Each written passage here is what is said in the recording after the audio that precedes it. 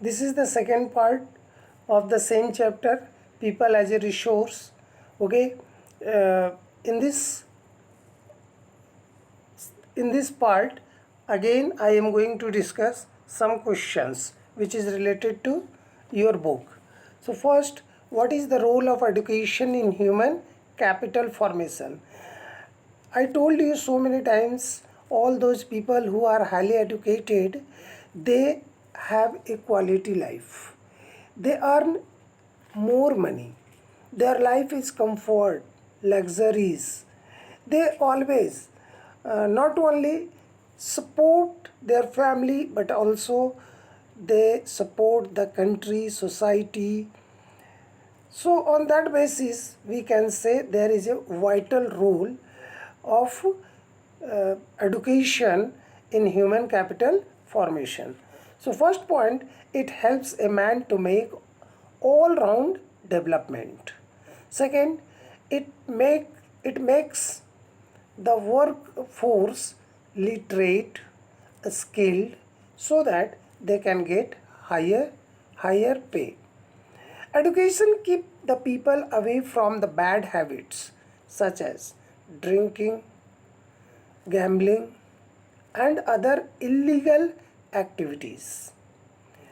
Education enables man to follow the welfare of the family norms and protect to lead the life of an animals.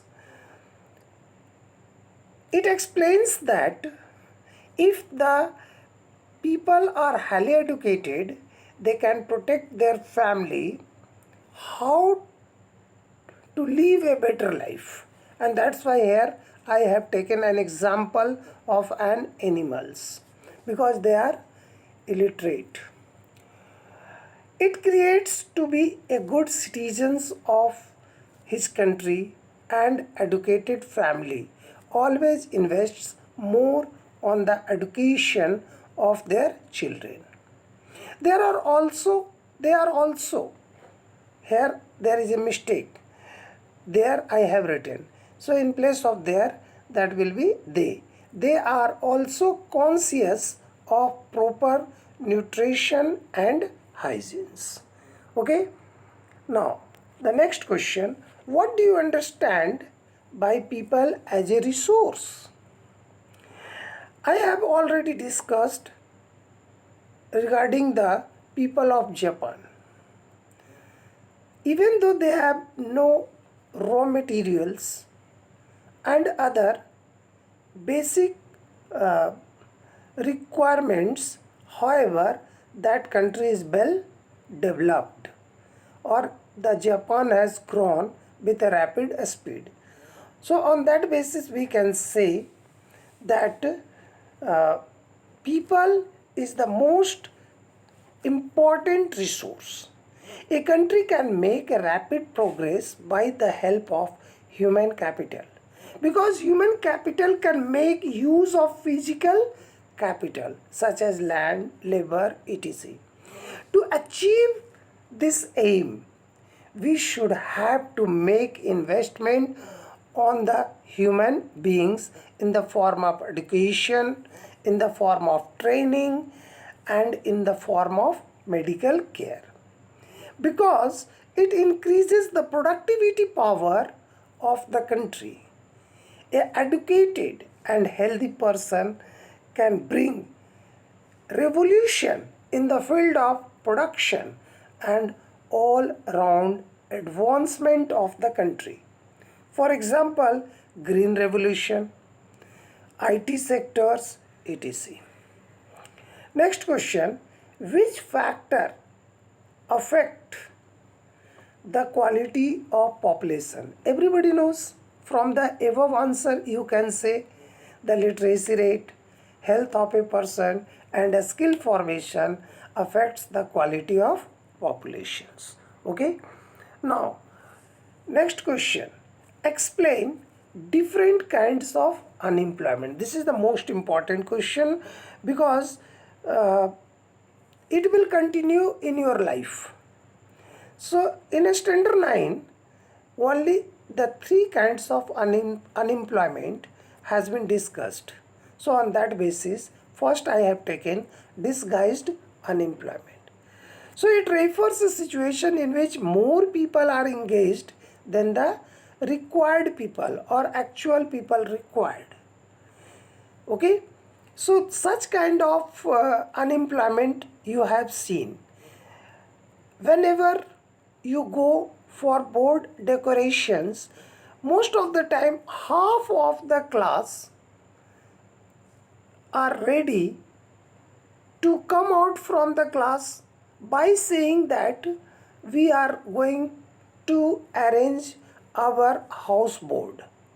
But I have seen, and you have also noticed, only 4 or 5 students are doing their work and another students are just enjoying. So it indicates that here the requirement of only 5 students, but more number of students are engaged, and such situation is known as disguised unemployment. So these kind of unemployment basically found in the agriculture and small scale industries, because here we use labor intensive method for production. Next is the seasonal unemployment. So in our country there are three main seasons. First summer, next winter, next rainy. So according to the season, demand generates. For example, at the time of winter, the demand for woolen clothes is high. So more people are engaged in the production of woolen clothes. At summer, the demand for the cotton clothes is high. So more people are engaged in cotton clothes. So it indicates that some of the people are unemployed due to changing of season. So on that basis we can say it refers a situation in which people get job in a particular season and they are unemployed most of the time as the season changes.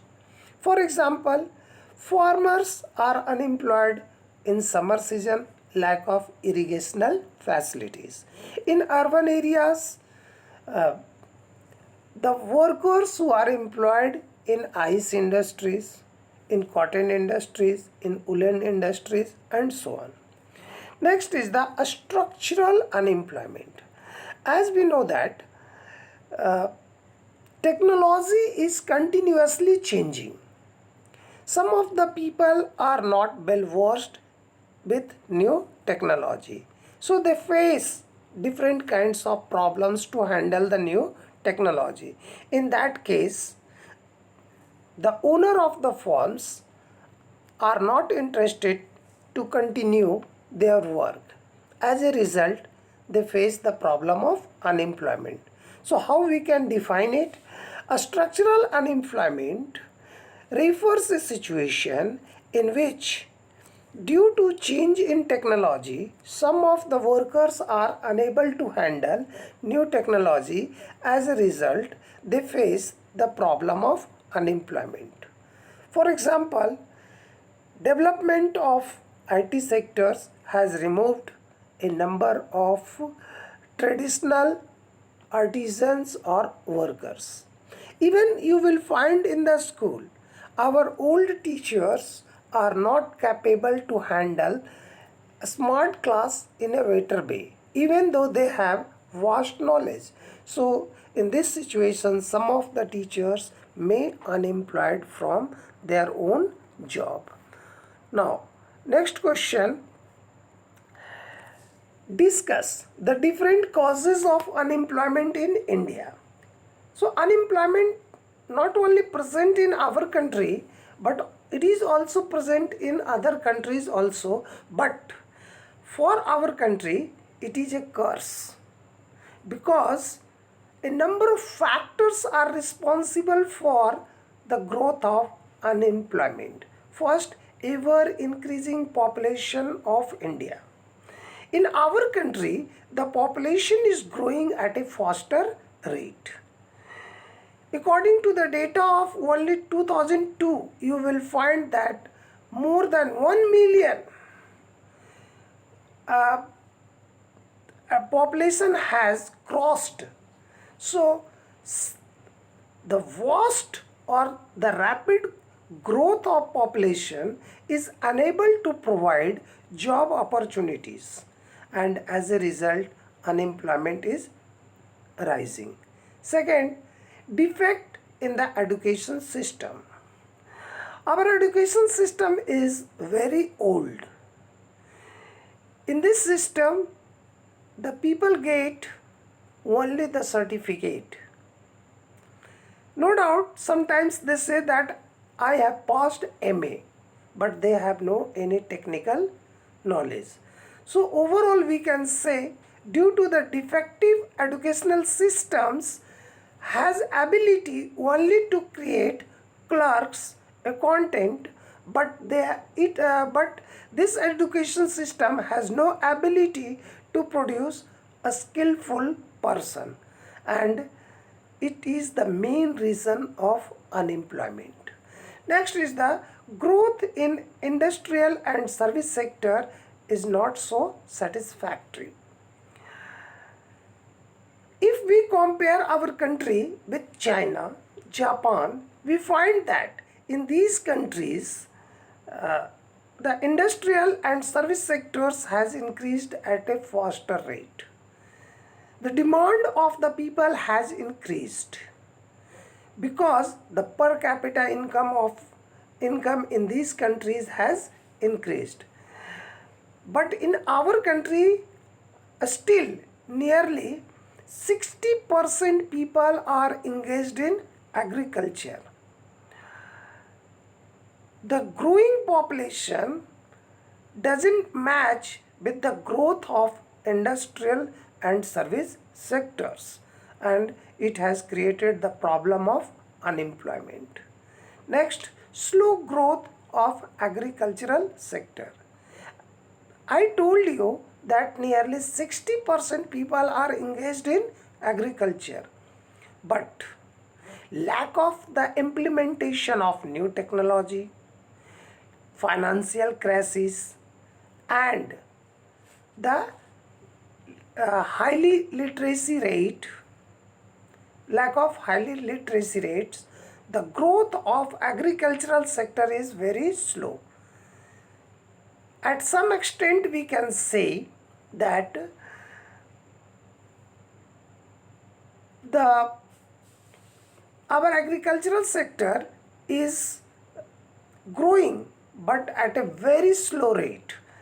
It means we can't say it is a stagnant because it is growing day by day. Sometimes I also noticed that due to the green revolutions we are capable to fulfill our the requirements. We are self-reliant in the production of agricultural food, but in respect of the population, now again we are facing the problem of food security. So it indicates that the growth of agriculture sector is not up to the mark. Next, lack of technology. So as I told you that our country is facing the problem of capital. So lack of capital, we are unable to implement new technology. So here, if unless we will not use the technology, our production and productivity will not increase. As a result, the unemployment will also increase. Next is the migration. Every people wants a better life.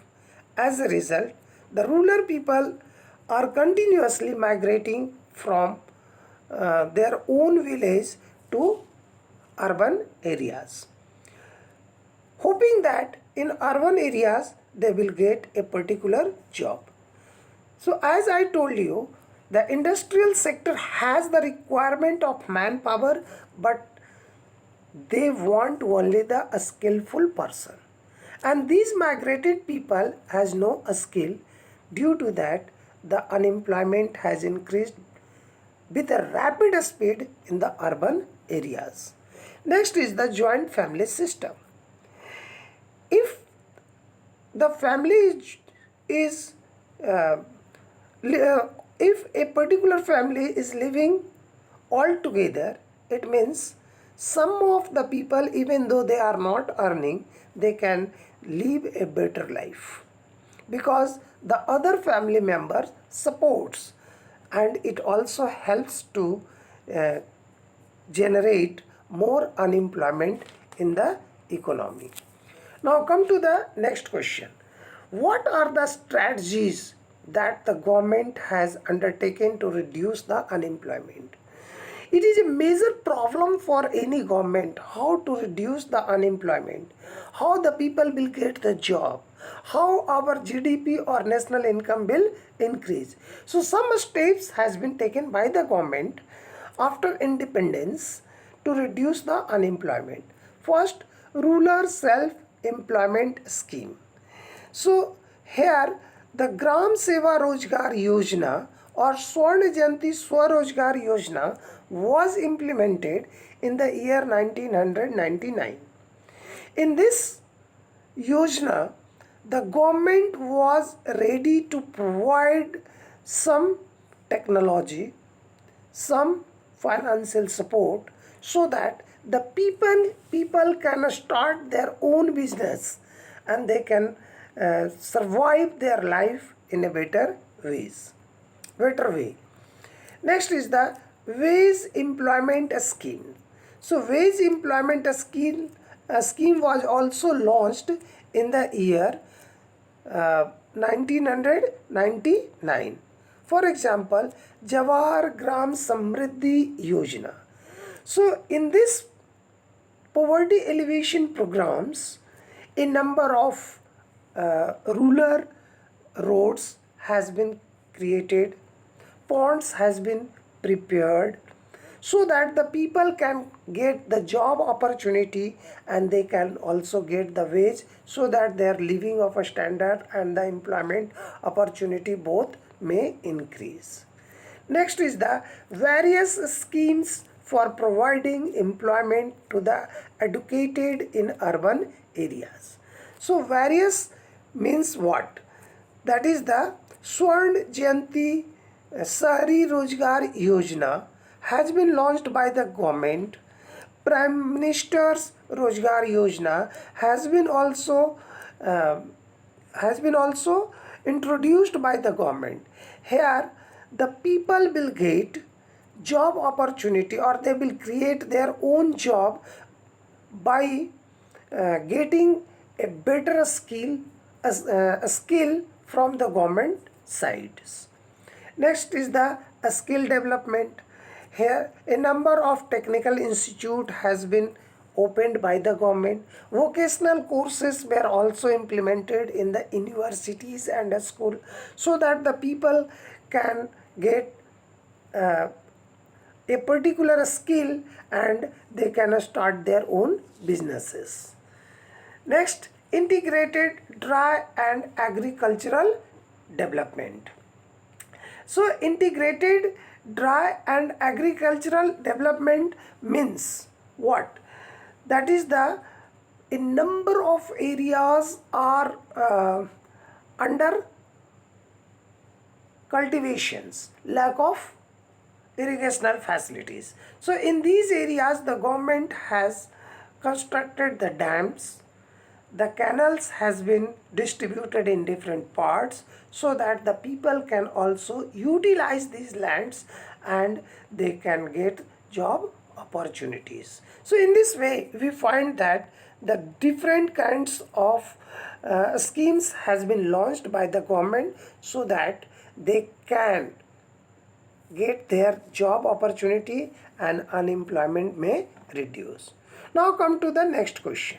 What is the difference between economic and non-economic activities? It is a very simple question, but you are in a standard 9. So you may think, what is this? Economic activities. Economic means all those places where the income can be generated.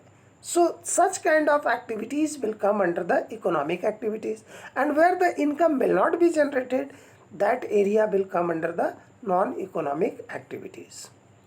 So here in the question that is written no economic activities, so in place of no it will come under the non-economic activities. So now economic activities. It is also known as the market activities. All such activities which helps to generate income are known as economic activities, such as the people who are working in banks, hospital, factories, shops, uh, selling of vegetables, transportation. These people are generating the income, so their work will be considered as economic activities. It also helps to generate national income of the country. Next, non-economic activities are those activities which do not generate income, even though indirectly they help in the production process, such as the work of my mother, and it is also known as a household work, social work, free education by the teachers. So it is also, we can say, it is the non-market activities. So in this way we can say that the activities or the working situation only divides whether it is the market or it is non-market activities. Okay. Now in this way we find that uh, most of the important questions has been done. However, some small questions will be given by me which you will have to solve it, so that you can write a better answer for futures. Thank you everybody.